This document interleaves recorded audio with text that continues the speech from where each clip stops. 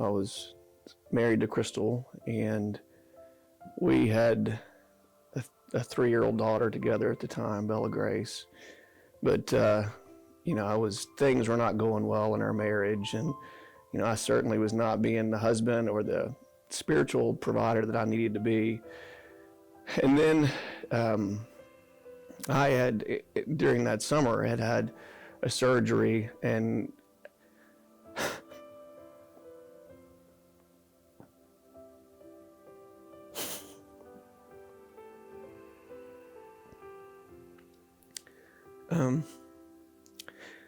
had been prescribed some prescription pain medication, and second.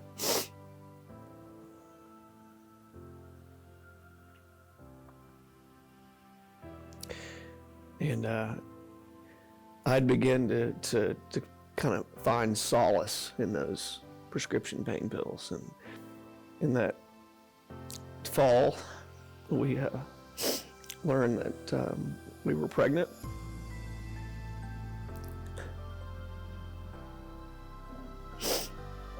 And it's not something either of us, Crystal and I, was expecting, but I was determined then to make things work in our marriage, and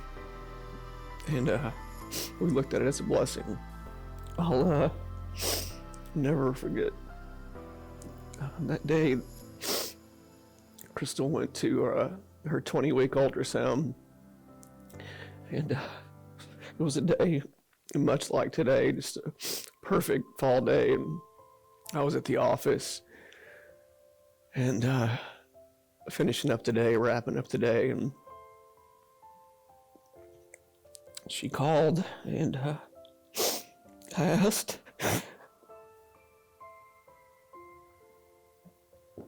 well, how was the ultrasound? And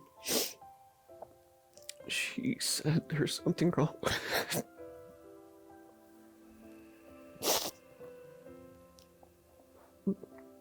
There's something wrong with his heart. Dr. Colvin, we did the ultrasound and saw that what we had suspected, and confirmed that our baby was going to be born with a really severe heart defect. And Dr. Colvin's approach was just awesome. He just said, we're going to have this baby, and we're just going to deal with it. We're just going to do what we got to do. We're just going to get through this. And I think then, about that time, for the first time in a long time, I started to pray. And I also started to become much more dependent on pain pills for my comfort. And I found myself praying for my son and my family, but I just didn't feel like I deserved the prayers. And on January 30th of 2009,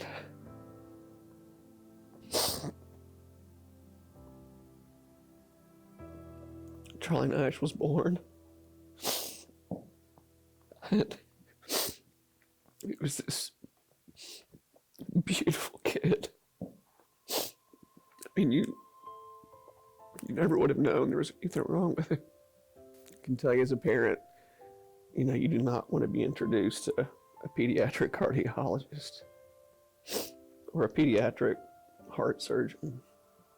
But we were, and they laid out what was going to happen step by step. And Charlie Nash's first surgery was in 2 weeks, and he kind of stuttered through that at UAB, and the plan was to have that surgery and go home, and didn't happen. We there a couple months more, he had his second surgery, and plan was to go home, which we did for about 3 days, and he got really sick really fast at home.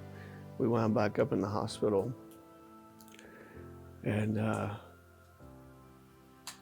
by that summer of 2009, he was not doing well. He was not going to live. And our heart surgeon trained at Boston Children's and had discussed his case with a surgeon there, Dr. Del Nito, and felt that his only chance was to have a complete repair. And Dr. Del Nito at the time was literally the only physician in the world that was doing that for his particular heart defect. And so we prayed about it and decided that's what we would do. As part of the other part of this story is of course my life, and as Charlie Nash struggled, I struggled. His health was failing, my marriage was failing, I was failing. My medical practice was failing. I was trying to work and fly back and forth to Boston, and nothing was working. And I was still trying to live life on my terms. And boy, it was not working. And at that point in my life, we had gone through a separation, Crystal and I had, and we were sharing joint custody at our home. I was spending a week away in a hotel while I worked, and she was staying in the house for a week, and then we would swap. Charlie Nash came home, and he had a G-tube. He took tube feedings through, oxygen occasionally, and about 15 different medicines 4 times a day. But he gradually, day by day, got better and better and better. And week by week, I got worse and worse and worse with my prescription pain pill use. And I still continued to pray for my son, but I just never felt worthy about praying for myself.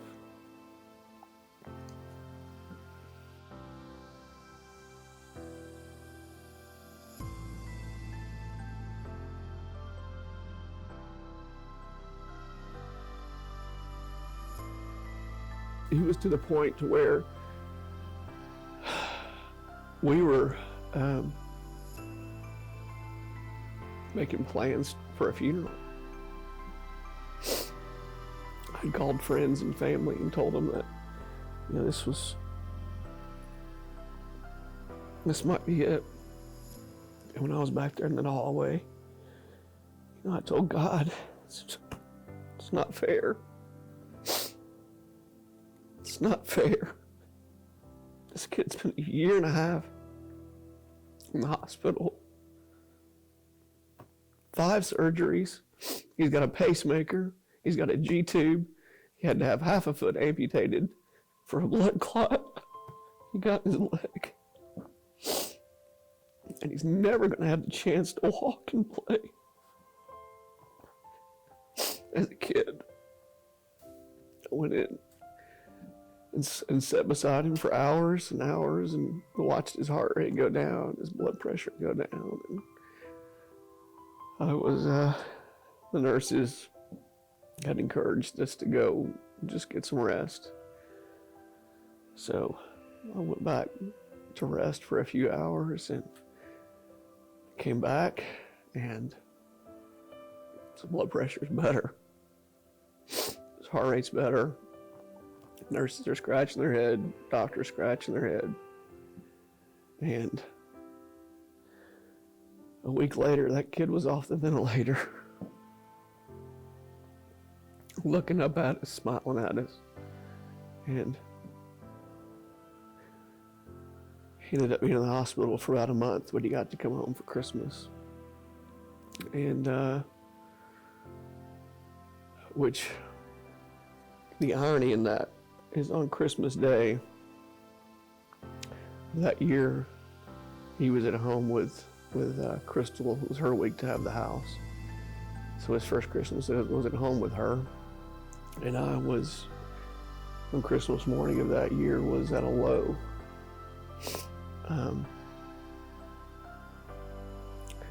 I was having a bit of a pity party, and knew that I'd gotten addicted to prescription pain pills and was at an end, and I couldn't quit. I didn't know how. I knew to pray for my son, and I watched God work miracles in his life, but I didn't know what to do with mine. And I didn't know if life was worth living.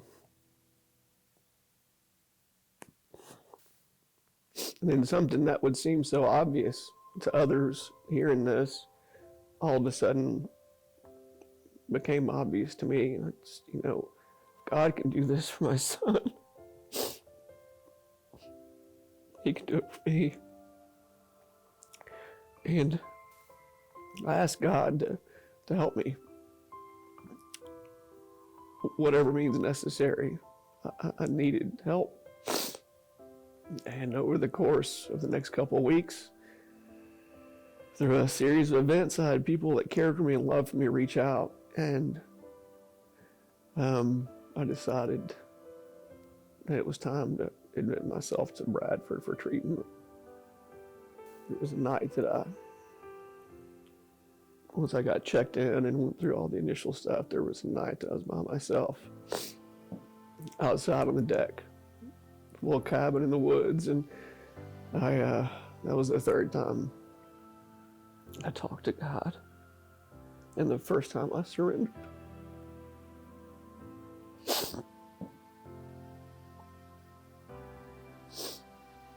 And